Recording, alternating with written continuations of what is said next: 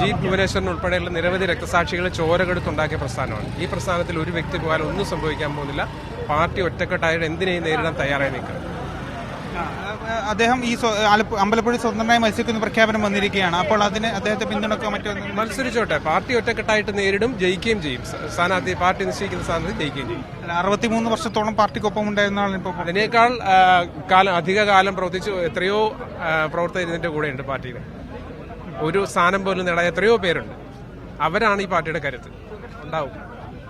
ഏതായാലും അത് തന്നെയാണ് അദ്ദേഹം സ്വതന്ത്രമായി മത്സരിച്ചാൽ പോലും പാർട്ടി ഇവിടെ CPM തന്നെ ജയിക്കും, അല്ലാതെ മറ്റാരും തന്നെ ഇവിടെ ജയിക്കില്ല എന്ന് തന്നെയാണ് ഈ പാർട്ടി പ്രവർത്തകർ പറയുന്നത്.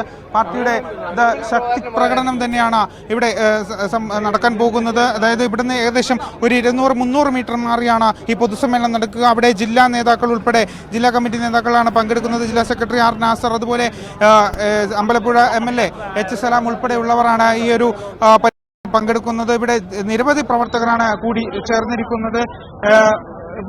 പാർട്ടിയുടെ ഒരു ശക്തി കാണിക്കുക എന്ന രീതിയിൽ തന്നെയാണ് ഇപ്പോൾ ഇവിടെ അമ്പലപ്പുഴയിൽ നിരവധി പ്രവർത്തകർ തന്നെ കൂടി ചേർന്നിരിക്കുന്നത്. അതായത് ജി സുധാകരന് എതിരെയുള്ള ഒരു പ്രകടനം അല്ലെങ്കിൽ ജി സുധാകരനെതിരെയുള്ള ഒരു രോഷം തന്നെയാണ് പാർട്ടിയുടെ പ്രവർത്തകരുടെ ഭാഗത്ത് നിന്ന് ഉണ്ടാവുക.